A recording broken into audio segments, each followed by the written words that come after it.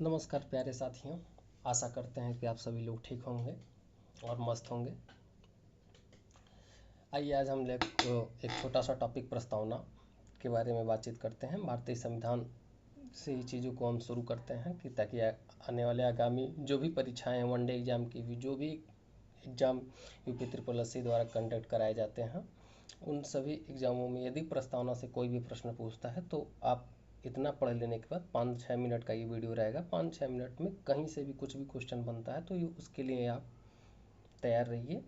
ये पूरा प्रस्तावना का एकदम निचोड़ है, ये समझिए जो भी इम्पोर्टेंट, इसीलिए मैंने इसका हेडिंग ही डाल दिया है सब्जेक्ट की प्रस्तावना से संबंधित महत्वपूर्ण तथ्य।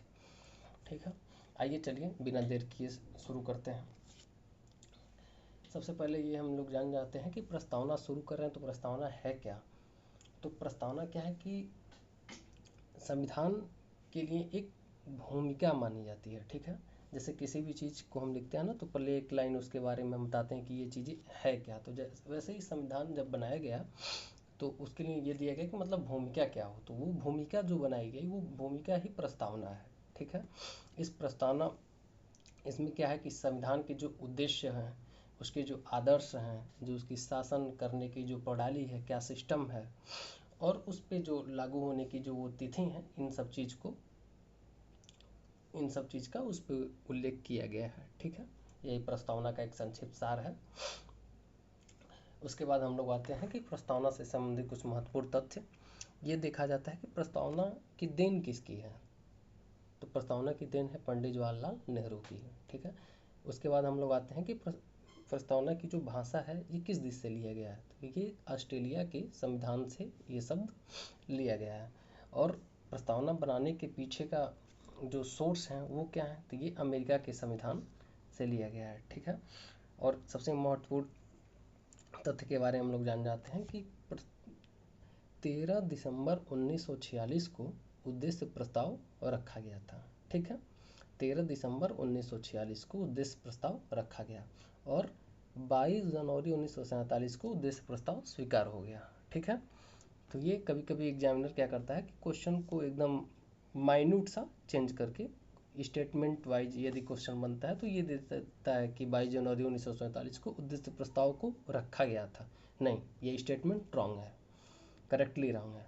ठीक है, और 13 दिसंबर 1946 को क्या हुआ था, प्रस्ताव उद्देश्य प्रस्ताव को रखा गया था। एक और तथ्य ये जान लीजिए किसने रखा, तो ये पंडित जवाहरलाल नेहरू थे। ठीक है, और 22 जनवरी 1947 को उद्देश्य प्रस्ताव पारित हो गया। ठीक है, अब आगे आते हैं। प्रस्तावना, हालांकि प्रस्तावना रखा तो गया था उद्देश्य प्रस्ताव, लेकिन कभी भी प्रस्तावना में प्रस्तावना शब्द का प्रयोग नहीं हुआ है। ठीक है, इसके जगह पे उद्देशिका शब्द का प्रयोग हुआ है। किस चीज़ का, उद्देशिका। तो यदि स्टेटमेंट में आता है कि प्रस्तावना में प्रस्तावना शब्द का प्रयोग हुआ है कि नहीं, तो ये गलत है, उसकी जगह उद्देशिका शब्द का प्रयोग हुआ। अब आते हैं कुछ इंपॉर्टेंट तथ्य में। इसमें कितने प्रकार की स्वतंत्रता की बात की गई है, तो इसमें 5 प्रकार की स्वतंत्रता की बात की है। कौन कौन, विचार, हमारे साथ साथ आप लोग भी बोलते रहिएगा, विचार, अभिव्यक्त, विश्वास, धर्म और उपासना की स्वतंत्रता है। ठीक है, कौन कौन, विचार, अभिव्यक्त, विश्वास, धर्म और उपासना की स्वतंत्रता है। ये क्लास करिए और साथ ही साथ इस चीज़ को रिवीजन कर लीजिए एकदम साथ ही, कि हाँ ये दोबारा फिर वीडियो ना देखना पड़े। ठीक है, और 3 प्रकार के न्याय की बात की है। कौन कौन से न्याय, सामाजिक, आर्थिक, राजनीतिक।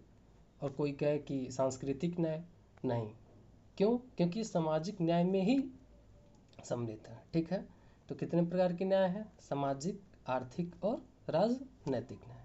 ठीक है, इसके अलावा और कुछ नहीं है। ठीक है, उसके बाद 2 प्रकार की समानताएं की बात की है। कौन कौन, प्रतिष्ठा और अवसर की समानता है, प्रतिष्ठा और अवसर की समानता है। ठीक है, और 42वां संविधान संशोधन 1976 में सबसे महत्वपूर्ण संविधान, इसको मिनी कॉन्स्टिट्यूशन भी कहा जाता है। ठीक है, क्योंकि सबसे ज़्यादा यदि किसी संविधान संशोधन हुआ है तो वो 42वां संविधान संशोधन है। ठीक है, इसके माध्यम से हम लोग, प्रस्तावना अभी तक कितनी बार संशोधन हुआ है, मात्र 1 बार। ठीक है, इसमें कौन कौन से शब्द जोड़े गए थे, तो समाजवादी, पंथ निरपेक्ष और अखंडता जैसे शब्द जोड़े गए हैं। ठीक है, इसके जगह पे यदि कहते लोकतांत्रिक शब्द जोड़े गए हैं तो नहीं। क्या क्या क्या जोड़े गए हैं, एक बार और बताइए, आँख बंद करके बताइए। समाजवादी, पंथ निरपेक्ष और अखंडता जैसे शब्द को जोड़े गए हैं। ठीक है, यदि हम आप लोग से यहीं पे क्वेश्चन पूछें कि प्रस्तावना में 3 प्रकार की स्वतंत्रता की बात की गई है, क्या ये स्टेटमेंट सही है या गलत? तो ये स्टेटमेंट गलत है, क्योंकि 3 प्रकार के न्याय की बात की गई और 5 प्रकार की स्वतंत्रता की बात की गई है। ठीक है, उसके बाद हम लोग आते हैं कि कुछ कुछ विद्वान प्रस्तावना को अपने अपने शब्दों में क्या क्या व्यक्त किए हैं। ठीक है, जैसे कन्हैया लाल माणिक लाल मुंशी बहुत बड़े लायर थे उस समय में, तो उन्होंने क्या कहा कि प्रस्तावना भारत की राजनीतिक जन्म पत्री है। ठीक, क्या है? प्रस्तावना भारत की राजनीतिक जन्म पत्री है। ये शब्द थोड़ा महत्वपूर्ण हो जाता है। ठीक है, किसने किसने कौन कौन से विद्वान क्या क्या शब्द का प्रयोग किए थे। उसके बाद ठाकुरदास भार्गव क्या कहा? प्रस्तावना संविधान की आत्मा है। ठीक है, इसी के जगह पे स्टेटमेंट आ जाता है कि डॉक्टर भीमराव अंबेडकर ने कहा था कि प्रस्तावना संविधान की आत्मा है। नहीं, ये स्टेटमेंट गलत है, उन्होंने नहीं कहा। उन्होंने किसको कहा? ये आर्टिकल 32 को। ठीक है, संवैधानिक उपचार के जो प्रावधान है अनुच्छेद 32 में, उसको डॉक्टर भीमराव अंबेडकर ने कहा कि यह संविधान की आत्मा है। और प्रस्तावना संविधान की आत्मा है, ये किसने कहा? तो ये ठाकुरदास भार्गव ने ये स्टेटमेंट दिया था। ठीक है, उसके बाद आते हैं ननी पालखी वाला। इन्होंने क्या कहा? इन्होंने कहा कि प्रस्तावना भारतीय संविधान का परिचय पत्र है, ये आइडेंटिटी पत्र है। इन्होंने क्या बोला? प्रस्तावना भारतीय संविधान का परिचय पत्र है। ठीक है, याद हो गया आप लोगों को? ठीक है, प्रस्तावना में भारतीय संविधान का दर्शन पाया जाता है। ये और बहुत ज़्यादा इम्पोर्टेंट नहीं है, ये भी फैक्ट मतलब याद रखना जरूरी है। उसके बाद हम लोग आते हैं कि प्रस्तावना से संबंधित एक केस के बारे में हम लोग स्टडी करते हैं। इसके लिए कि यह विवाद खड़ा हुआ कि प्रस्तावना तो भाई स्वीकार तो हो गया, तो ये विद्वानों में बहुत ज़्यादा मतभेद का विषय ये रहा कि क्या प्रस्तावना में संशोधन होगा कि नहीं होगा। तो कुछ विद्वानों का मानना था नहीं होना चाहिए, कुछ लोगों का था कि भाई नहीं होना चाहिए। तो इस चीज़ को लेकर न्यायालय में गया तो सुप्रीम कोर्ट ने फैसला सुनाते हुए कहा, 1960 का बहुत ही फेमस केस है, आप लोग सभी लोग जानते ही होंगे, नहीं जानते होंगे लोग तो यहाँ पे ध्यान से पढ़िए। बेरूबारी केस 1960 में हुआ था। इसमें कहा गया कि प्रस्तावना क्या है कि संविधान का भाग नहीं है, प्रस्तावना संविधान का भाग नहीं है और संशोधनी भी नहीं है। प्रस्तावना संविधान का भाग नहीं है और इसमें संशोधन भी नहीं है। ठीक है, ये दो फैक्ट बहुत ही इंपॉर्टेंट है। उसके बाद चलते हैं, तो अब कुछ दिन बाद केशवानंद भारती केस 1973, इसके बारे में तो आप लोग जानते ही होंगे, बहुत ही प्रसिद्ध केस है। जो भी व्यक्ति मतलब यदि पॉलिटी पढ़ रहा है तो जरूर केशवानंद भारती केस से अवगत ही होगा। केशवानंद भारती केस 1973 का है। इसमें न्यायालय ने, सुप्रीम कोर्ट ने अपने ही निर्णय को पलट दिया। उसमें क्या कहा? एक जगह वो कह रहा है सुप्रीम कोर्ट की पेरूबारी किस में कह रहा है कि प्रस्तावना संविधान का भाग नहीं है और संशोधनी भी नहीं है। यहीं पे ठीक अपने ही दिए गए निर्णय को पलट के ये बोल रहा है सुप्रीम कोर्ट कि प्रस्तावना संविधान का अंग है और संशोधनीय भी है।